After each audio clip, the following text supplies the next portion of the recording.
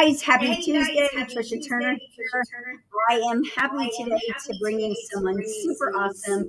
We've been running this for years now, and the purpose of this podcast is, of course, to bring you positivity, ways to help you grow your business and improve your life.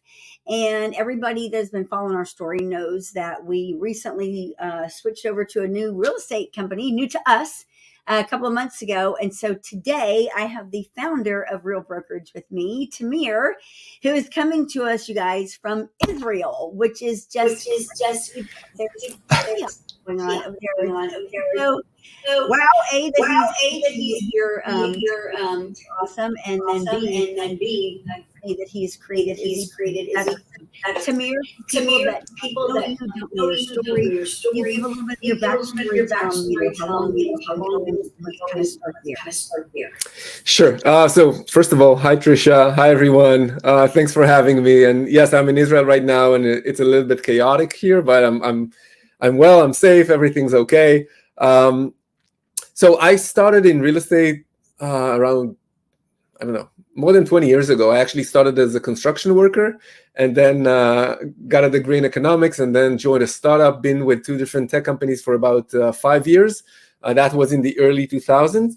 And then in 2005, I went to Houston, Texas, and started my own real estate company. At the beginning, I was just flipping homes, single family homes. And then, as you know, the market kind of crashed around 2007. And at that point, I don't know if it was stupidity or, I don't know, guts or something. I just said, okay, now I'm going to buy a bunch of real estate because it's so cheap and nobody else wants to buy it. And banks are willing to offload real estate from their books, and developers are kind of in trouble. So maybe it's a good time to buy. So we started buying a lot of real estate between 2008 and 2010. And I ended up with a portfolio of about 2,200 apartments around Houston and Dallas, and ended up selling it in 2013 just because I thought that the market was about to crash again, which, as you know, didn't happen. It just continued to appreciate and appreciate more and more and more. But then in 2013, I just found myself with an interesting combination of technology experience and real estate background. And I knew that I wanted to stay in real estate because this is the most amazing industry in the world. And just, the fact that we're making people happy by putting them in homes, and in those homes, they're just creating their dreams and raising their families and their kids. I just found it fascinating that there is such a strong emotional component to real estate that doesn't exist in any other industry or profession. So I wanted to stay in real estate, but I also wanted to do something with technology. And when I kind of marinated on all of my experience working with agents and doing some representation myself in Israel back at the time, I said, okay, I think that someone should take a better care of agents in this country. And I also thought that there's an opportunity to just make agents' lives better. And I decided that this is what I'm going to dedicate my life to. And we decided to found Real in 2014 with that honest vision or mission of always finding ways to make agents' lives better. And right now, Real is licensed in 49 states in the US and in 4 provinces in Canada. We have over 12,000 agents working with us. And in the past 3 years, we've been the fastest growing brokerage in this country. We've been growing like crazy, which was fun after, 7 years of, ups and downs. But here we are, and everything's great, besides the market, obviously. And that's my background in a nutshell. Okay, so I have a lot of questions there, like starting as a construction worker and then opening your own real estate company and flipping homes. And then, of course, we did go through the mortgage crash in 8, 9, and 10. And then because I had an independent brokerage too, and of course didn't scale it to anything like what you've done with Real, but to even embody that, like for you to think, I'm going to go and grow this company and do this, that's a lot. Number one, to put on your shoulders. When you went through the mortgage industry crash in 8, 9, 10, things really got chaotic, and then you had acquired all of these complexes and things. Did you ever envision that you were growing Real and be the fastest company in history? Not really. I think that back then I wanted to become like a major landlord in the US, and I was in love with real estate, and I wanted to have more and more and more properties. I think that when you look at real estate from the sidelines, it seems like, everything's easy, everybody's making money, like everything is so simple. But when you get into operating a real estate business, especially when you're talking about multifamily and tenants and maintenance and all of those things, it's hard. So I think that back then I was thinking about expanding the kind of the real estate portfolio. I didn't think about starting a brokerage. But I think that at that point, I knew that I'm going to stay in real estate. I knew that this is where I belong. This is what excites me. This is what I want to do for the rest of my life. This is where, I don't know, I'm most impactful. This is what I understand best. But no, the idea of starting a brokerage was not there. And then, But sorry, I'll tell you. All of that. Sorry, just a quick story. A couple of years ago, my wife was kind of at a crossroads in her career, and she wanted some advice from people that are experienced and smart. So I connected her with one of my investors who's super smart, super successful, and she went and met him and asked him, like, this is my background, this is what I love to do, this is what I know how to do. What do you think I should be doing? And I think he was 55 years old at the time. He was worth hundreds of millions of dollars. And he told her something that I will never forget. He said, I'm 55 and I still don't know what I want to do when I grow older. So I think that it's okay not to have a plan for the next 20 years. It's okay because sometimes life happens. So this is something that has stuck with me about, even the most successful people sometimes don't have a 10 years, 20 years plan, and it's okay. And then, but Houston, how did that come into all of it too? Completely by accident. So at the time I was working with a company in Florida that had an interesting real estate investment model. And then one day I bumped into a guy who told me that he was doing real estate in Houston, and he was flipping homes, and he's thinking about multifamily investments and all of that. And I said, where is Houston? Like, it was so far away from where I was. And he was very persistent. So every now and then he would call me and say, hey, why don't you come and visit me? I want to show you some things. Let's do some things together. And then I think that at some point in 2007, when I saw that the market was about to crash, I said, okay, maybe I should explore that Houston thing. And as soon as I started learning about the market and about the city itself and about the job market and the population growth and everything, it occurred to me that while the rest of the country was appreciating by 15 to 20% a year and everybody was excited about it, Houston was appreciating by 2, 3, 4% a year and was very stable. It was growing. It was attracting a lot of population from around the country. The oil and gas industry were booming back then, and that created a lot of jobs. So it seemed to me like, okay, if there is a crisis in the horizon, this is a good place to build a business right now. So that's how it happened, completely by accident. And when you look at it, because you've done a lot, do you have any regrets during that time of acquiring all those properties and then selling them? Yes and no. So no, at some point in my life, in my early 20s, I decided that I'm not going to regret anything. Because if I chose to do something, if I took a certain decision, it was probably the right decision for that time. So I always need to be confident in my decisions and never regret them. Because I also know that you can correct everything. You can, nothing is life or death. And if you make a mistake, it's okay. Work hard and correct it. So I decided not to regret anything. If you're asking me if I have made mistakes, yes, plenty of them. I can tell you that I also lost a lot of money. I mean, people will tell you about their success of, buying during the crisis and buying very cheap and everything's awesome. And everybody thinks that they made a bunch of money, but at the same time, yeah, we also lost a lot of money. We sold prematurely, even though it was the right time for us to sell. But we went into that business without knowing too much.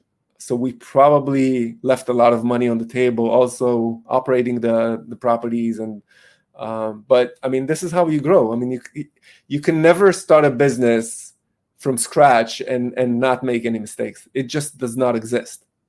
No. And when like a lot of people start, especially real estate brokerages, because of a pain point that they went through, like it's hard. Being a successful agent and doing real estate transactions is a hard thing. It sounds like you started doing some transactions and then you were doing flipping and you were doing investing, which is very lucrative. It's a whole different model. Why leave all of that and go back into like managing, like herding cats? 'Cause that's kind of what it is when you're dealing with real estate. Why in the world would you do that? You call it herding cats, but I see it as building futures, which for me is much more significant than building my own future and owning another property and, having a bigger portfolio. I think that the reward that personally, emotionally, I'm getting from herding cats, as you say, is just so much more valuable to myself than just continuing to build my own small business and acquiring more and more properties. I think that every one of us is driven by different things. And for me, at some point, I just understood that helping others and building others is probably more valuable for me than building something for myself. And I do think that I'm building something for myself here. So it's kind of the perfect combination of helping others, and then it probably helps me as well. The name Real, where did that come from? That's a nice story. So at the beginning, when we started the company in June of 2014, we had no idea how to call it. So we were kind of spinning for a few months, searching for a name. And there was a very successful gaming company back then called Playtika. And we met the founder who advised us a little bit on how to build a business and how to start and how to raise money and all of that. And we were so impressed by him. So we said, okay, we're going to call our company Realtika, which was an awful name, just an awful name. And then we started marketing and inviting agents to join us. And people just couldn't even pronounce the name because when you write it down, it's like Realtika. Nobody understood what it stood for. And then one of our investors who invested in some very successful startups had a group chat with a lot of tech founders, and he just posted a question and said, hey, how would you call a virtual real estate brokerage that's tech-based, operating in the US, blah, blah, blah, blah. He just gave it a description. And a lot of suggestions came up until somebody said, why don't you just call it Real? And it was so simple and pure and beautiful, because also you have to remember that back then, virtual non-brick and mortar brokerages were not a thing. In 2014, it just didn't exist. So calling it Real gave it a real aspect, like real life kind of aspect that maybe helped us overcome the challenges of, okay, you are virtual. But that's how the name started. And, typically people think, yeah, we hired an agency in New York and paid them $200,000 to find a name, and they did like a survey with thousands of people. No, that wasn't the case. It seems like everything has just happened kind of simply for you building this insane company that you've done. Is that kind of how it's been? I think that the last word that can describe our journey is simple. It was never so before founding the company, I took like a few months off, like I was semi-retired, and I was going to the beach every day, and I had my friends at the beach, like a bunch of people that had a lot of free time. And at some point, they started seeing me less and less, and they said, okay, what's going on? Like, what have you got going? And I said, don't worry about it. Like 2-3 years and I'm going to be back here. I thought that, within 2-3 years, I'm going to build this huge business. Everything's going to go smoothly. But the first 7 years were really difficult. And when I say really difficult, a startup typically relies on external money in order to fund their operation, just because you want to grow very rapidly and you want to move forward. So you need to raise money. So I think that we made a lot of mistakes, and those mistakes cost us in some crises that the company went through. And it went from having to fire one of my co-founders, having no money to fund the company. So I laid off almost all of the employees twice in the life of the company. Wow. We had no money. At some point, we needed to do a down round. The down round is raising money at a valuation that's far lower than the previous round, meaning that some investors were diluted if they didn't participate in the new round, and all of that came to a point where in 2019. We had about $50,000 left in the bank. We were, I think back then, like 8 employees in the company because I had to lay off everybody. Wow. And we went from a $25 million valuation to coming to my investors and say, hey, we need money. I cannot find external investors. I would like you to add more to your investment. But our growth is stagnant. The company is not really moving anywhere. And it's practically a dying business right now. So they said, and I managed to convince them to invest another $300,000 after we raised over 12 million. Wow. So I had to bag them for another 300,000 at a $2 million valuation. So like a 90% decrease in valuation. But from that moment on, everything started to pick up. So it wasn't simple. It wasn't smooth. It was anything but smooth, I would say. But I think that, you're a small business owner. I think that the one word that has stuck with me is persistence or perseverance, because I think that this is what separates successful businesses from businesses that practically gave up. Because when you're in the center of the company, when you control, when you're the CEO, or when you're an independent contractor and you're like a solo agent, everything is on you. So you can turn things around if you believe that it's possible. And that's the lesson that I learned, that you can really turn things around. So you never stopped believing, did you? Never. And back then in 2019, I was also in a very low point in my personal life. I was going through a very not a nice divorce trial or process, and I had to kind of decide with myself, like, what am I going to do with my life? Back then, I had 3 young boys, and the company couldn't afford to really pay me any salary. I think I was getting like $2,000 a month back then. Wow. And it was like stressful all around. But I had to decide whether I'm going to kind of clean all the noise from my life and just focus on real and just believe in it. And I think that was the moment in time where everything started to change. But it was very kind of 50-50. Like, it could go either way at that point in 2019. Did you ever, because a lot of times when you're growing businesses, it becomes overwhelming and you're like, gosh, I'm just never going to get there. Did you ever want to just quit and give up? No.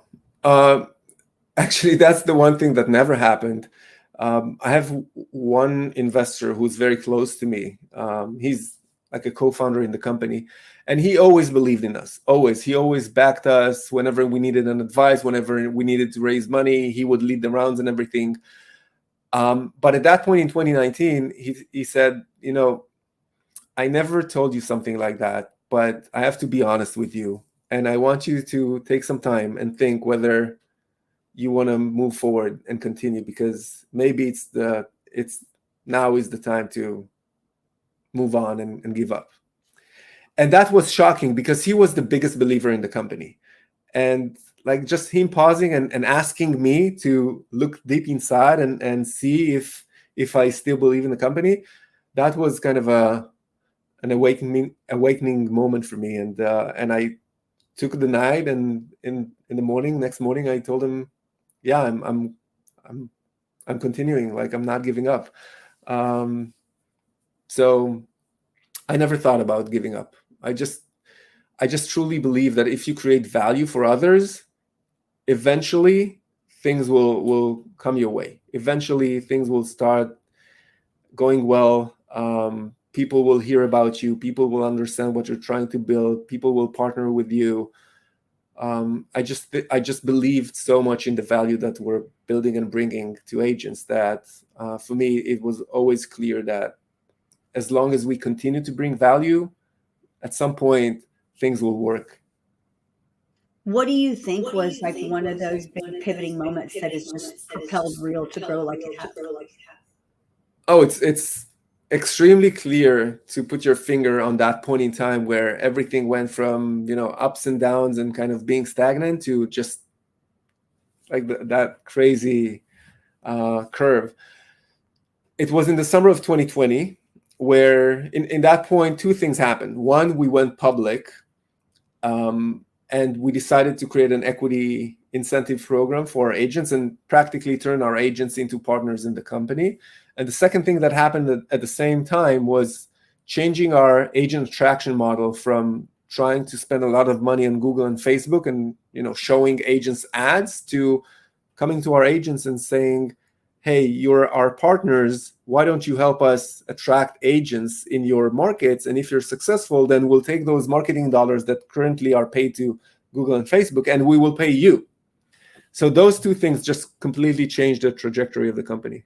And I'm super, super happy we did it, because it was a very difficult decision to take a company that was almost dead, and was doing about $10 million in GCI. So, there are agents making $10 million in GCI, and just deciding to take the company public. It was against any logic, to be honest, but that was the bet that I took. Bet you're glad that you did. Oh, yeah. Yeah, definitely. That was a turning point. I love that. Now, having been through all that you've been through and ups and downs in the markets, we are in a different time in the real estate world right now. What are your thoughts? Because there's a lot of people that talk about the market and it's crashing, and here you are, the founder of this company, and being gone through all that you've gone through. What are your thoughts about our current situation? Well, first of all, it's painful, and it's painful for the agents. It's painful for us at corporate because we feel the pain. And it just breaks my heart that a lot of agents are just struggling right now, and a lot of families are suffering because of that situation. And by the way, if you look at the economy as a whole, real estate agents are probably the one segment in the economy that's suffering more than others. Like, nobody else suffers or is impacted more severely than agents at this time. So that hurts. But the only benefit of growing older is the fact that you have a little bit of experience. So I lived through the dot-com bust in 2000, 2001, and I lived through the economic downturn and the real estate crisis in 2007, 8, 9, 10. And I think that having gone through those cycles give you the confidence to understand that bad times don't last forever. Like, you have to disconnect from the pain and the noise in the market and try to analyze and understand, okay, this is the situation. This is what's going on right now. It's bad. But probably in a year from now, it's going to be behind us. We're probably at the lowest point right now. I think that in the next 3 months, maybe it'll get a little bit more painful, but it's not going to get worse than that. So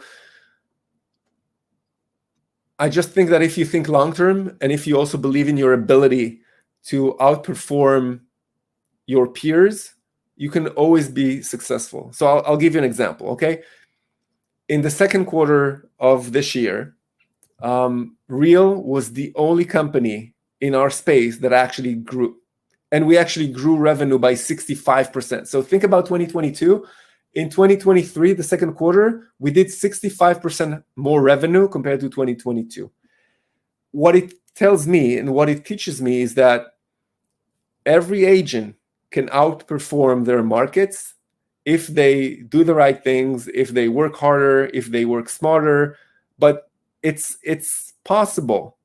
So even though there's a lot of pain right now, I think that at least us as a company, we're trying to convey that feeling to our agents and say, okay, the market is bad, but you can do much more than the market, and you can do much more than the other agent if you do 1, 2, 3. And we're trying to educate, and Sharon is doing an amazing job at just educating people on how to perform in that difficult market. And I just think that you have to believe that it's possible. So what I'm trying to tell our agents is, yes, it's tough, it's difficult, it's tough to get up in the morning, it's tough to be persistent, it's very difficult to see all of the things and all of the efforts with no outcome, but it's possible to be better or to have a better year than last year. And by the way, we do have a lot of agents that are reporting a better year in 2023 compared to 2022. And I think just the fact that now sharing your story, where you just said Real, you were down to hardly anything, and your company was devalued. I mean, you had all the signs of diversity there, but you kept strong and you persevered. You never gave up. I think that's what agents have to do right now. When you look at everything in the last couple of years in the industry, have you the way you're doing Real or thought your vision and how you better, or is your thoughts like improving? So obviously companies evolve all the time, but there's one thing that never changed at Real, which was that banner that we had on top of our door in the office that said, always find ways to make agents' lives better. And even though that office doesn't exist anymore, I think that philosophy of making decisions through the lenses of the agents first, that never changed. And that allows us to think long-term and to create the value that eventually will attract people. Because I think that it's very easy to make decisions based on different pressures that you're experiencing. So as a CEO, you have the agents that are our partners, we have the employees, we have our investors, I have my board of directors. And if you manage to align everyone in the same direction, that's success. But at the same time, you can have your investors telling you, hey, you need to demonstrate profitability. And your agent saying, hey, those are rough times, so we maybe want more, or give us more, or we want more of this. And you have your inner staff saying, okay, we think that we should go this way, or we're receiving so many inquiries or so many support tickets about that thing that we have to solve for. And you have to orchestrate all of that. But I think that once everyone's aligned behind doing what's best for the agents, it makes life easier. And I'll give you an example. In 2017, I came to our board and said, I want to create an option plan, a stock option plan for our agents. And for the board, that was a representation of our investors. What it meant is that we're going to allocate 10% of the company and give it to the agents over time. Meaning that if you owned, as an investor, 10% of the company, all of a sudden you're only owning 9%. So naturally, you will be asking questions like, why would I give up 10% of my holdings just like that for free? And when I came into that meeting with the board, I was a little bit anxious because I didn't really know how to predict their reaction. But it was like an anonymous or unanimous yes immediately, because they understood that if we're doing something that benefits with the agents, at the end of the day, it will benefit with the company, because the company it's just an aggregation of all of the agents' needs in one place. And if we're doing the right thing for our agents, the company will do well. So I even forgot what the question was, but but one thing I'll tell you, your reputation in the real estate world is amazing.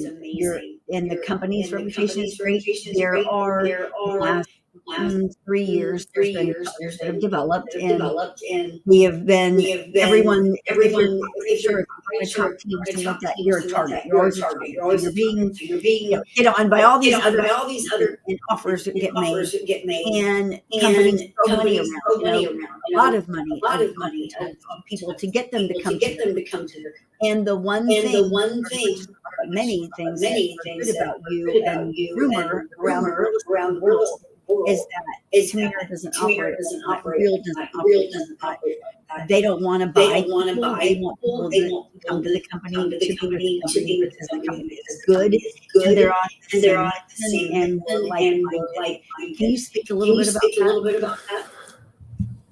Sure. And I'm not really spending any time on my reputation in the industry. I think that there's no right or wrong. Like, one company can spend a lot of money acquiring agents or, giving sign-up bonuses and whatever it is.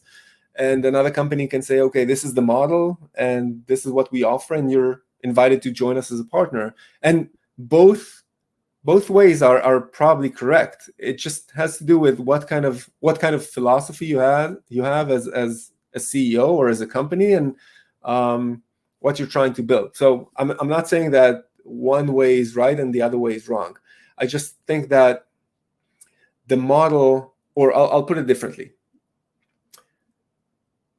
We're trying to build something that will be so attractive for the everyday, or people call it the average agents, but we're trying to create something so powerful for every agent that it doesn't really leave us too much to go and say, hey, here's a sign-up bonus of $500,000. Just it doesn't work like this, because we try to show people, yes, you can get a bonus maybe somewhere else, but if you come to us long term, you will benefit so much more from the model, from the equity, from revenue share, from the technology, from the community. All of that will be so much more valuable than those dollars today. So if you are like us and you think about your business long term, try to make that analysis and try to make that comparison. And I just think that the model itself is so beneficial with agents that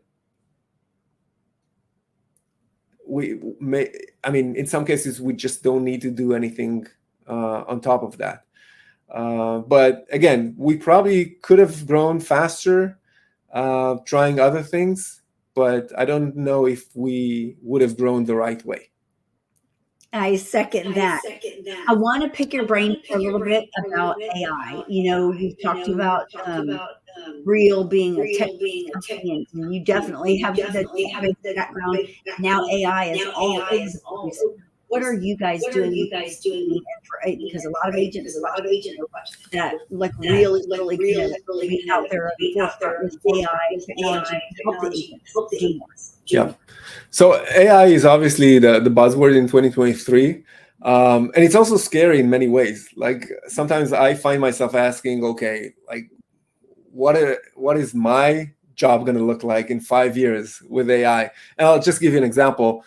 Sharon, the president of Real, and I were working on some document, and we were working on that document for weeks and weeks and weeks. And then at some point, we just had to polish it. And he said he has a super busy schedule. And he said, I'm going to pull an all-nighter, and by the morning, I'm going to have that document ready. And I said, no, you're working too hard. Let me do that. And I went to ChatGPT. I gave it all of the information, like all of the document that we worked on that far. And within about a minute of work of back and forth with ChatGPT, I had that amazing document written down. 2 minutes. That's all it took. versus a full night of work that Sharon was referring to. So for me, that was kind of a shocking moment. But when it comes to real, I think that we're looking at AI in two main ways, or even three main. One is, how can it benefit with our agents? And we launched Leo, our personal assistant, a couple of months ago, and agents truly can ask Leo on the app, on their desktop, like all different kind of questions about their transactions, about their cap status, about their financials, about their equity. Just gives them instant answers to things that they need, which is amazing. And then Leo will also be able to help you with marketing materials and all of those things that I think that in a year from now, those things will become standard.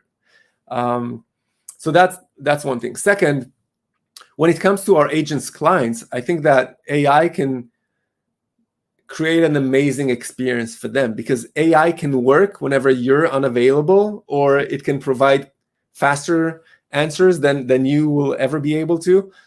So right now I can tell you that we're working on a feature that will allow you to tell Leo, hey, Leo, please pre-approve or pre-qualify Tamir for a mortgage. And then Leo will reach out to that client and start asking them questions. And within minutes, they will have a pre-qualification letter.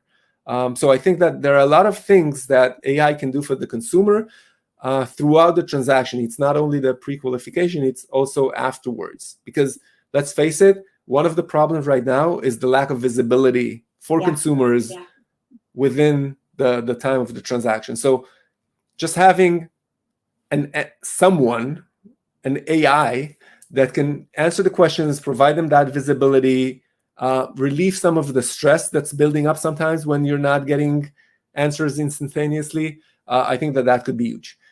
Third thing, internally at Real, the fact that we're implementing AI in all of our support systems and transaction processing and all of that helps us save a lot of money by not needing to hire more and more and more people as we scale. We are the most efficient brokerage in America right now. On the brokerage side, we have about 100 employees, and I'm talking about within those 100 employees, you have all of the tech team, you have the accounting, you have management, you have support, all of those functions. So think about 100 employees with over 12,000 agents. And we truly don't really need to hire too many people if we grow and grow and grow. And that's due to just a lot of artificial intelligence that's working in the background.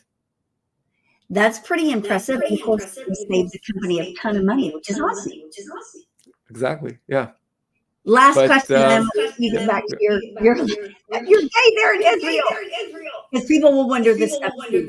When you look at like how fast Israel is growing, then of course I'm sure you do have plans. Like maybe you have plans for 20 years from now, maybe you do. But when people are thinking of the growth of Israel, what does that look like? Is your vision is your vision to grow this thing to the masses? What are your thoughts?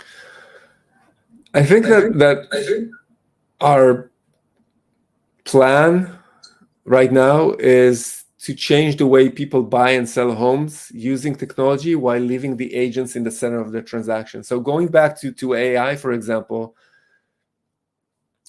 for me, it's clear that agents will continue to be like the center of the transaction. They will be the person guiding that other human in that journey of buying or selling a home. But I also believe that technology can create great experiences that do not exist right now when you're buying a home. So buying a home can be smoother, faster, with more control to the buyer. And it doesn't exist right now. And this is what we're working on. And I think that if we are able to deliver something like that to the consumer, it will probably turn us into the biggest real estate tech company in the world. And this is what we're targeting, to be honest. But I mean, it's a long journey. I think that in the next 18 months, you will probably see an acceleration in the pace of innovation that Real offers with some new releases. We have our annual conference, Rise, coming up in 2 weeks, and we're going to make some amazing announcements there. And I think that at that point, in about 18 months, everybody will understand how far ahead Real is when it comes to innovation and building stuff that really matters to agents and their clients, that it will be very difficult to compete with us. I love that. You guys, like he just said it, so good. And that right there. So the conference is in 2 weeks in San Diego. Pretty sure it's already sold out. However, we are talking great things here in Houston, and I've been at everything about every now. I've got my own real estate company, and I know for a fact that I'm now with the best real estate company ever. And in Houston, we're looking at building out something really big. I'm talking to several key players. So we're looking to grow here. And of course, we're looking to help Tamir grow the company nationally. And if you didn't pay attention to this whole story, go back and watch from the beginning, because again, he's in Israel. He took time out of his day during everything that's going on over there to get on here, which I so am thankful for. So, I mean, thank you, Tamir. That means the world. Important, I believe. Out, despite all the world, there's good things. And you're out there. You could be sitting back things, but you are like you said, that it bothers you, and that the industry is internalize. I think that is amazing. CEO and founder of a company as fast as you are. You really have your personal touch and everything. I thank you for that. Thank you very much, Trisha, and thank you for having me, and thank you everyone for watching. Yeah, I mean, we're excited about the future. It's going to be an amazing ride, and Trisha, thank you for partnering with us.